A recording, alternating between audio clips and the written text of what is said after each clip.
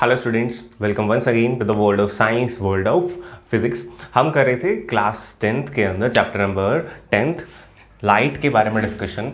और are last discussion, इससे जो प्रीवियस वीडियो है वहाँ तक हमने कर लिया था इमेज फॉर्मेशन। हमने उसमें सीखे थे रूल्स फॉर इमेज फॉर्मेशन और फिर उसके बाद इमेज फॉर्मेशन देखी थी, है ना। थोड़ा क्वाइट लेंदी वीडियो हो गई थी वो। और उसमें इमेज फॉर्मेशन के अंदर अपन ने कनकेव मिरर के 6 केस कर लिए थे, जिसको आपको बनाने से पहले याद रखवा दिया था with the help of some actions, है ना। क्या एक्शन थे वो कि ये वाला हैंड ऐसे जा रहा था और ये वाला ऐसे आ रहा था, है ना। इस तरह से कुछ हो रहा था। एंड व्हाट वाज दैट, इससे हमें क्या पता चला था, आपको कहा था कि आपको कनकेव के अंदर हर केस बनाए बिना ही याद रह जाएगा, है ना। आपके पास जो टेबल बनता है, आपको वो टेबल भी बनाना है अपनी नोटबुक के अंदर। वो जो टेबल बनता है उसके अंदर सिर्फ 4 चीज़ें होती हैं। एक होता है कि ऑब्जेक्ट कहाँ रखा है, एक होता है कि इमेज कहाँ बन रही है, एक होता है कि उसका साइज़ क्या है, और एक होता है कि उसका नेचर क्या है। तो ये टेबल आपको ऑटोमेटिकली रिमाइंड हो जाएगा अगर वो इशारे आपको याद हैं तो, ठीक है।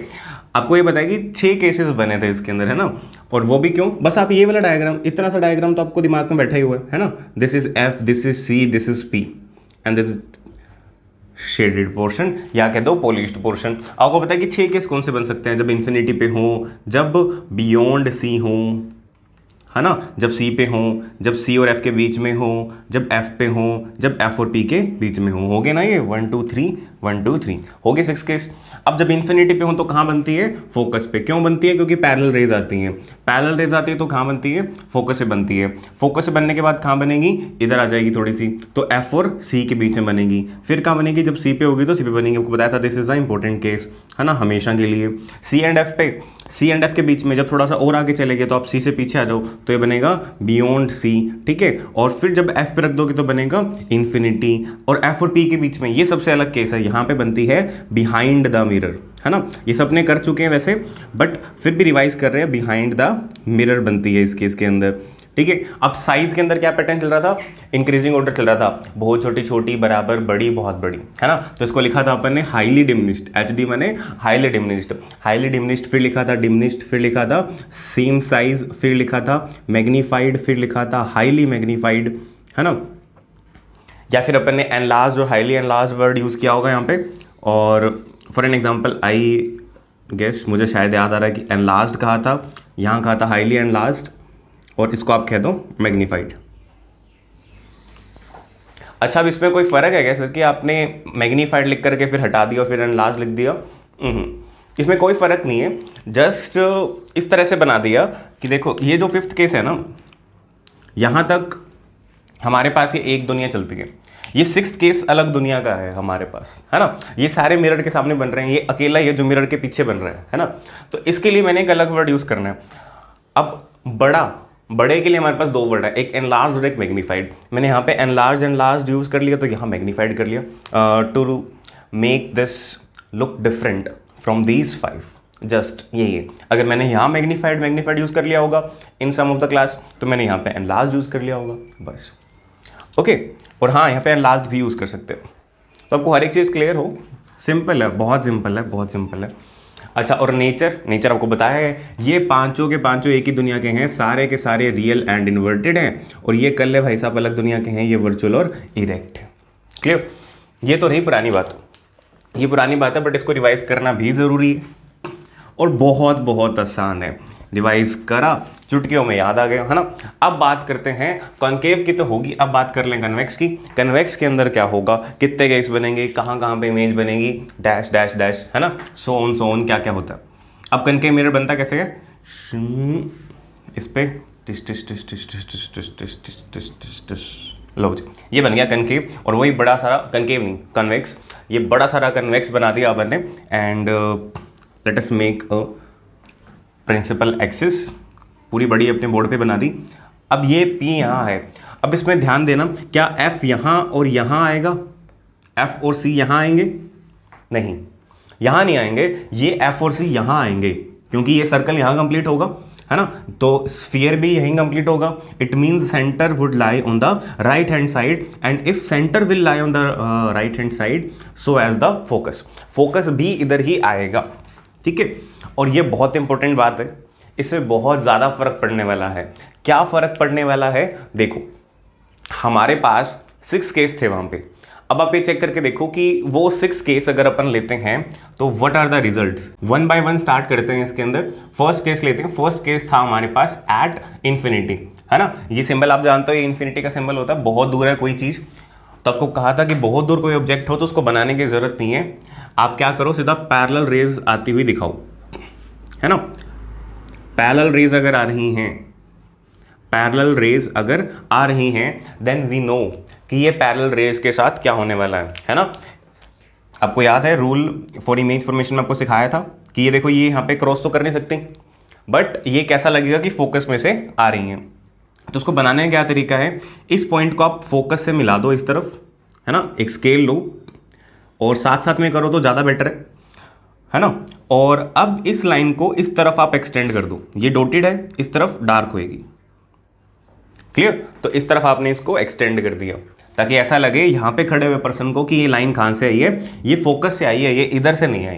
क्लियर। हमारे दिमाग में क्या मिसकंसेप्शन है कि लाइट बहुत ज़्यादा सीधी है, ये कहीं मुड़ती नहीं है, कहीं भी बेंड नहीं होती। अब इसके साथ क्या होगा, इसके साथ भी यही होगा।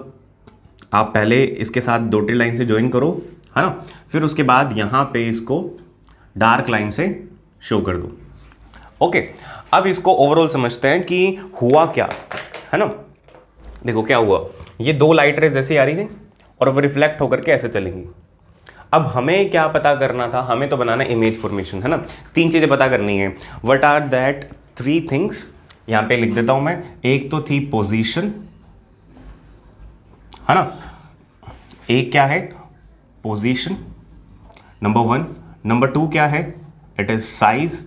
एंड नंबर 3 क्या है हमारे पास, नेचर। ये 3 चीज़ें अपने को पता करके बतानी है। अगर हमने पता करके बता दी देन वी आर डन, हमारा काम खत्म, ठीक है। अब आप देखो कि रेज यहाँ से आ रही थी, अभी यहाँ गई, क्या कभी ये कट सकती? नहीं, ये जिंदगी में कभी नहीं कट सकती, इधर कभी नहीं कट सकती, है ना। इट मीन्स इनको कटवाने के लिए क्या करना पड़ेगा, बैक एक्सटेंड करना पड़ेगा। और बैक एक्सटेंड देखो पहले से कर रखा है, और वो बैक एक्सटेंडेड ये डॉटेड वाली रेस कहाँ कट रही हैं, एफ पे कट रही हैं। कहाँ कट रही हैं, कहाँ मिल रही हैं, कहाँ इंटरसेक्ट हो रही हैं, whichever the word you want to use you can use, but the point will remain same, है ना। एफ पे कट रही हैं, क्लियर। एफ पे कट रही हैं तो एट एफ, ठीक है। साइज, इसका साइज कैसा है, जस्ट लाइक दैट। देखो जब ये कट रही हैं, हम देखते हैं ना कि अगर पॉइंट यहाँ कटता है तो अपने इमेज ऐसी बना लेते हैं, यहाँ कटता है तो ऐसी बना लेते हैं। अब यहीं कट रहा है तो अपने इस एरो को तो बना ही नहीं पाएंगे, है ना। इस एरो को बना ही नहीं पाएंगे, बिल्कुल एक पॉइंट साइज की इमेज बन रही है ना। एक सिर्फ हल्का सा पॉइंट बन रहा है तो उसको बोलते हैं पॉइंट साइज्ड इमेज, या फिर हाईली डिमिनिश्ड, कोई भी यूज कर लो। लाइक लास्ट टाइम भी ऐसे हो रहा था, उसका फर्स्ट केस याद करो, उसमें भी क्या हो रहा था, उसमें यहाँ पे आके टकरा के इधर जा रही थी, पर लिखा तो एट एफ ही था उसमें, और लिखा उसमें भी हाईली डिमिनिश्ड था। तो फर्क क्या पड़ेगा, इस थर्ड वाले में फर्क पड़ेगा। थर्ड वाले में वहां पे लिखा था रियल एंड इन्वर्टेड, यहां पे लिखोगे आप वर्चुअल एंड इरेक्ट, यहां पे आप रियल नहीं लिख सकते, ठीक है, क्योंकि सच्ची मुच्ची में ये दोनों रेस कटने वाली नहीं है। अब आगे चलते हैं और थोड़े से और क्वेरीज वगैरह सोल्व करते हैं कि हो सकता है आपके दिमाग में कुछ प्रॉब्लम्स, कुछ ये चीज़ें क्रिएट हो रही हूँ कि सर ऐसे काट कैसे दिया, जब मिल ही नहीं रही थी तो फिर आपने कैसे काट दिया, फिर तो आपको कह देना चाहिए था कि इमेज बनेगी नहीं। अगर इस तरह कुछ एक आपके माइंड में क्वेश्चन है देन आप वीडियो को आराम से देखें, बिल्कुल ईजीनेस से समझ आ जाएगा। देखो हमने ये चीज़ पहले भी डिस्कस करी है दैट कि जो भी हमारे पास रेज आती है ना हमारी आइज़ के अंदर, जिस तरह से भी, जिस भी डायरेक्शन से कोई भी रे आ रही है, तो हमारा माइंड क्या करता है, जिस भी रास्ते से आ रही है उसी रास्ते पे पीछे जाता है, बिल्कुल, है ना, उसी रास्ते पे पीछे जाता है। और जहाँ पे एक कॉमन पॉइंट मिल जाता है उसको उन रेस के निकलने का, वहाँ पे वो एज्यूम कर लेता है कि वो सोर्स बैठा है जहाँ से रेज आ रही हैं। क्लियर? क्या बात हुई, समझ में नहीं आई सर? इसको डेमोन्स्ट्रेशन से समझो। इन्फिनिटी से अगर रेज आ रही हैं तो कहाँ से आ रही होंगी? फॉर एन एग्जाम्पल किसी सन से आ रही होंगी, है ना। आराम से ध्यान से समझो इस चीज़ को। हो सकता है किसी सन से आ रही होंगी रेस, है ना। अब हुआ क्या कि इधर सन है, मान लो कि ऊपर सनराइज हो चुका है, यहाँ पे आपके पास मिरर है, कॉनकेव मिरर है, कॉन्वेक्स मिरर है, या प्लेन मिरर भी आपने देखा हो, तो प्लेन मिरर के अंदर आपको पीछे की तरफ इमेज दिखती है, ठीक है। कॉन्वेक्स मिरर तो बहुत आसानी से मिल जाएगा आपको, जो भी बाइक, कार, स्कूटी जो भी है उसके मिरर के अंदर कभी आपने सन की इमेज को देखा हो तो यही वो केस है जिसको अपने हर रोज़ देखते हैं, उसकी बात अपने आज कर रहे हैं बस, ठीक है। अगर आपने देखा है तो उसके अंदर की तरफ अपने को सन दिखता है ना, दिखता है। इट मीन्स जब इन्फिनिटी पे कोई ऑब्जेक्ट रखा हो तो इमेज तो बनती है। तो पहला आंसर तो ये हो गया उन बच्चों के लिए जिनके माइंड में आ रहा था कि सर इमेज नहीं बननी चाहिए, तो आप मना कर देते, तो मना नहीं किया जाएगा। सेकेंडली अगर बात करें कि ऐसा यहाँ पे क्यों बनती है, तो उसका मैं रीज़न पहले भी दे चुका हूँ, दोबारा देता हूँ कि हमारे माइंड के पास जहाँ से रेज आती हैं वो वहीं पे पीछे जाता है और कोई ज़्यादा दिमाग नहीं लगाता। अब देखो, ये ऐसे रेज जा रही हैं और इस तरह से रेज फैल रही हैं। अब हमारे पास जब ये रेज आएंगी तो हम क्या करेंगे, इनको ढूंढने के लिए इनको बैक ट्रेस करेंगे। तो हमें पॉइंट कहाँ मिलेगा, एफ पे मिलेगा पॉइंट, ठीक है। हमें पॉइंट मिलेगा एफ पे, इन दोनों का कॉमन। तो हम इस सन को, ये जो बड़ा सारा सन है, इस सन को हम यहाँ पे एज्यूम करेंगे, ठीक है। थोड़ा क्रिएटिव डायग्राम बनाओ आपके लिए, तो ऐसा कुछ हो जाएगा, ठीक है। इस सन को हम यहाँ देख रहे हैं।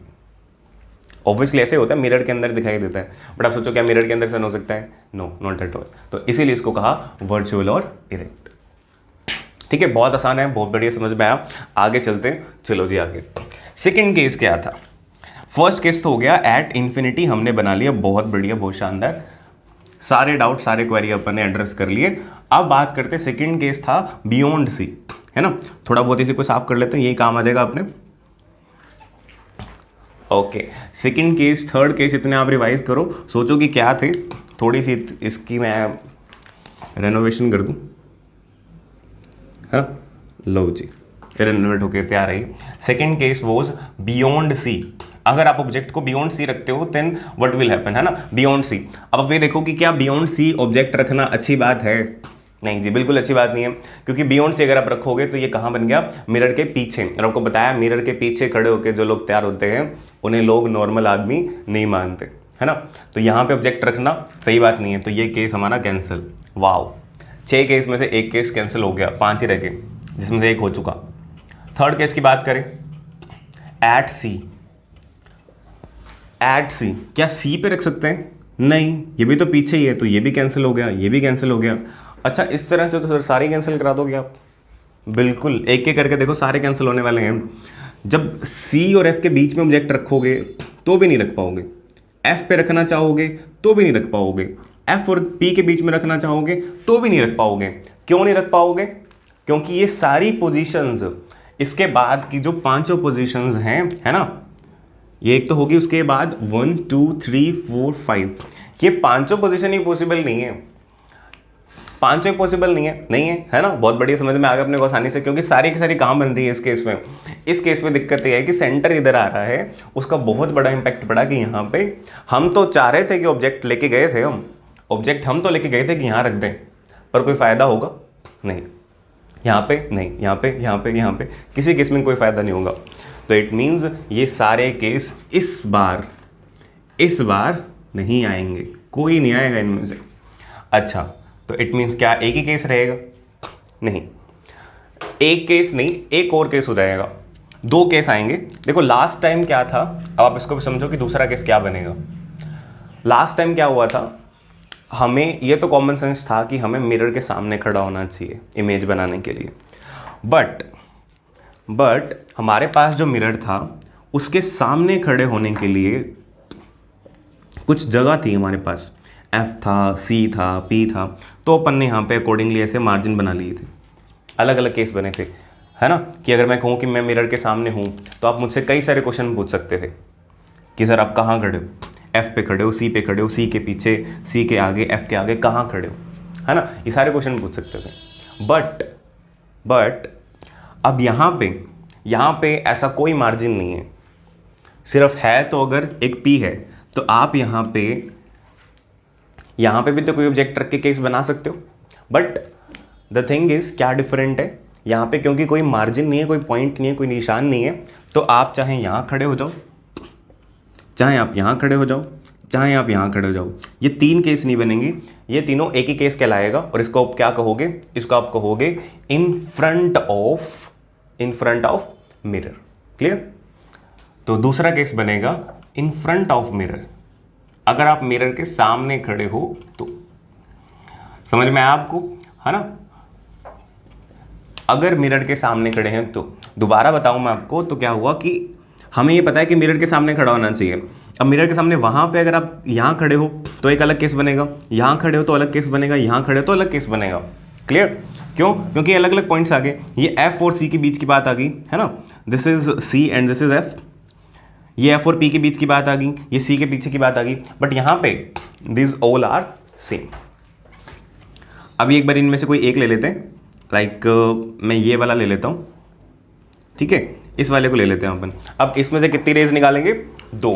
बहुत बढ़िया, इसमें से 2 रेज निकालेंगे। एक अपनी फेवरेट, ये पैरेलल वाली, है ना, parallel to the principal axis. अब वो फोकस में से जा तो नहीं सकती, बट अपने पहले बनाने का क्या तरीका है कि फोकस से आप इसको ज्वाइन करो और फिर आप इसको स्केल से बैक ट्रेस कर दो, है ना? ऐसे आपने बैक ट्रेस कर दिया। और इसका रे डायग्राम तो बहुत इजी है, बहुत ही इजी है, ये गलत होने का सवाल ही नहीं उठ सकता, बिल्कुल भी गलत नहीं हो सकता ये रे डायग्राम। इसकी सबसे खास बात ये है। अच्छा, अब दूसरा कौन सा बनाएं? बहुत आसान, पी वाला बना दो। आप पी वाला बना दो, तो पी पे आप स्ट्राइक कराओ, जितने एंगल पे ऊपर स्ट्राइक कर रही है उतने एंगल पे रफली आप इसको नीचे से निकाल दो, ठीक है? जितना एंगल ऊपर है उतना ही एंगल नीचे है। आई गेस थोड़ा सा बड़ा बन गया, इसको मैं दोबारा बनाता हूँ, थोड़ा सा बड़ा है ये। अब ठीक है, ठीक है, यहाँ लिख देते हैं पी। अब ये वाली इधर जा रही है और ये वाली इधर जा रही है, क्या इनका इधर मिलना पॉसिबल है कहीं? नहीं। तो मतलब क्या करना पड़ेगा? Back trace. अबे हरी वाली तो देखो बैक ट्रेस है, क्या रेड वाली बैक ट्रेस है? नहीं। तो कर लेते हैं, क्या बड़ी बात है। आप इसको बैक ट्रेस करें और वहाँ रुक जाना जहाँ पे कट जाए। क्या कट गई? बिल्कुल, ये दोनों डॉटेड वाली कटी हैं, तो जहाँ पे भी कट गई वहाँ पे आप क्या करो, वहाँ पे आप इसका बना दो। अब आप यहाँ पे एरो बनाओगे या क्या बनाओगे? आपने कहाँ से निकाली ये रेज? जहाँ पे एरो बना हुआ था, है ना? ये छोटी छोटी सारी बातें हमें समझ में आ चुकी हैं बहुत बढ़िया तरीके से। लो जी, अब आप इसकी पोजीशन, इसका साइज, इसका नेचर, ये सब लिख सकते हो, सबका सब लिख सकते हो, एक भी चीज़ नहीं बचेगी। लिखना स्टार्ट करते हैं। पोजीशन कहाँ बन रही है इमेज? तो this is between P and F. कहाँ बन रही है? Between P and F. This is, मैं शॉर्ट में लिखता हूँ, बिटवीन पी एंड एफ, ठीक है? साइज कैसा है देख लो आप, छोटा है और हमेशा छोटा बनेगा। चाहे आप देखो इसको कहीं भी आगे पीछे ले जाना, इसको चाहे आप थोड़ा सा आगे रख के बना लो, चाहे पीछे रख के बना लो, ये वाली रे जो है वो हमेशा टकरा के ऊपर निकलेगी। तो इसलिए हमेशा इस ग्रीन वाली को देखो, कहीं पे भी कटता, कहीं पे भी कटता तो ये रेड रे कहीं पे भी कटती, यहाँ यहाँ यहाँ यहाँ, हमेशा साइज छोटा ही आना था, है ना? साइज कैसा आएगा? स्मॉल आएगा, डिमिनिश्ड आएगा।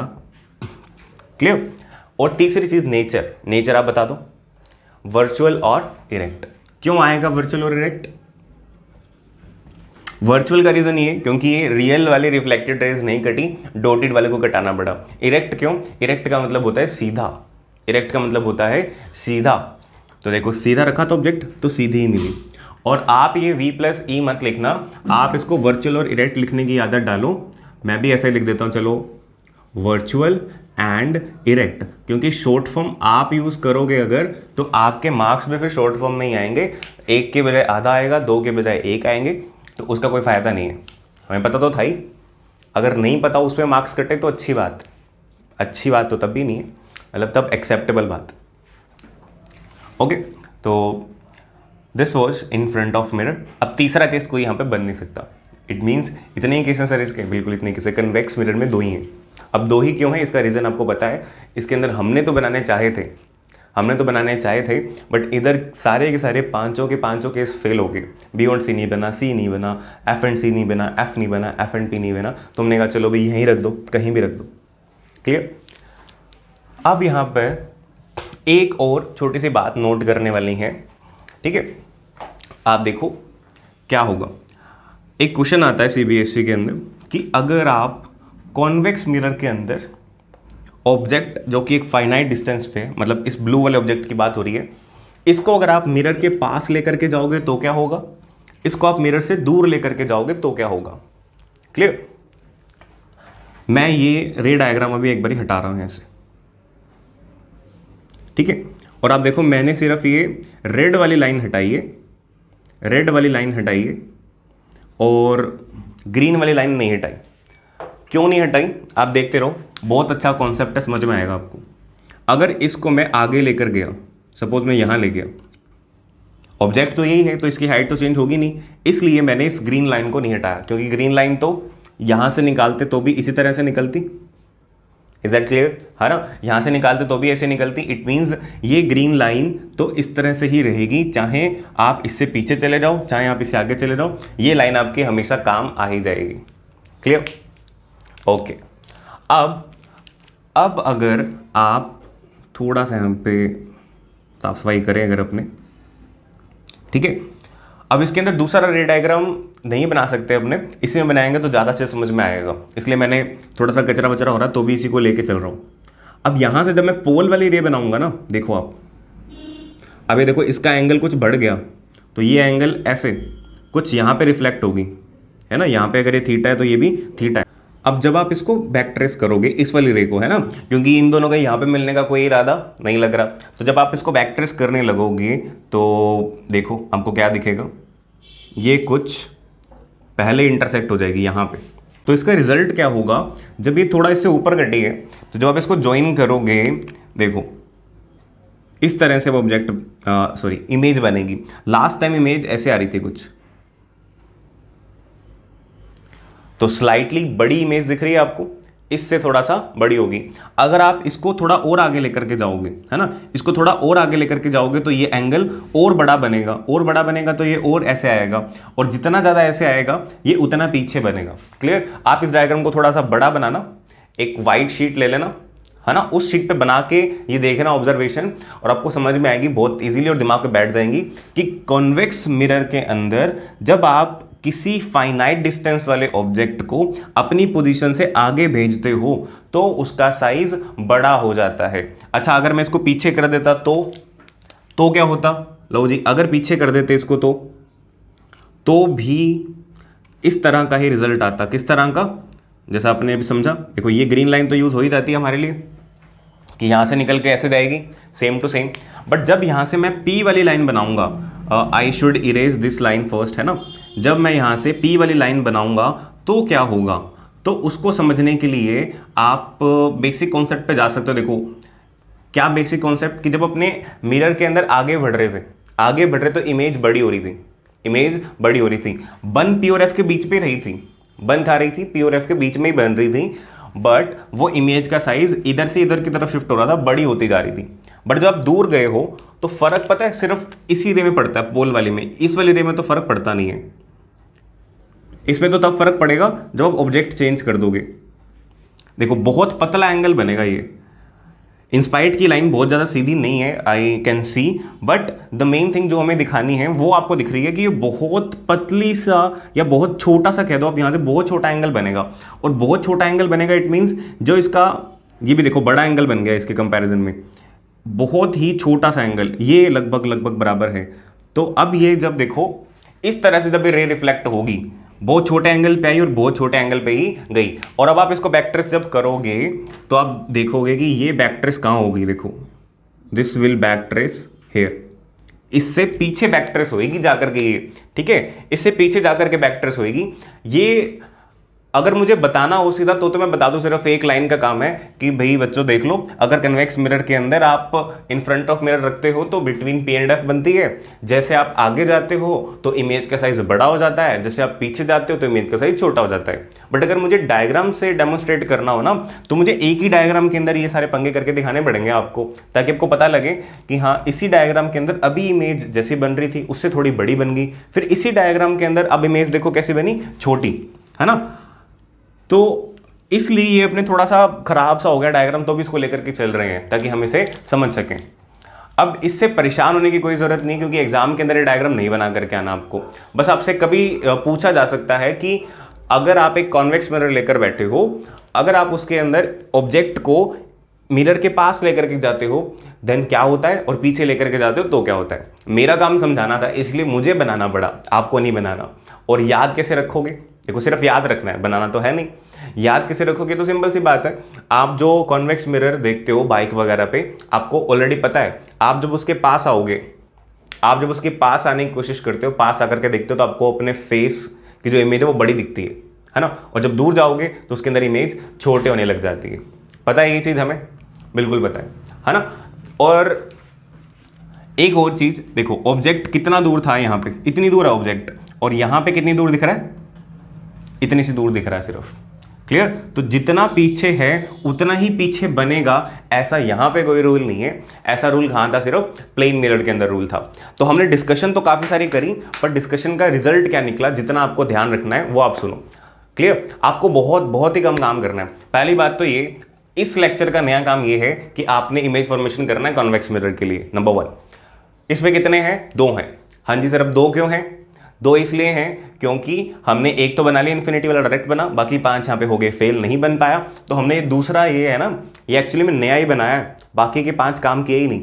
इसको बनाया तो हमने देखा कि कहाँ इमेज बनती है, बिटवीन P एंड F। बस आपको उतना ही याद रखना है। आपको ये 3 केस वाला अब दिमाग में बिठा लिया, उसके बाद इसको डिस्कस नहीं करना।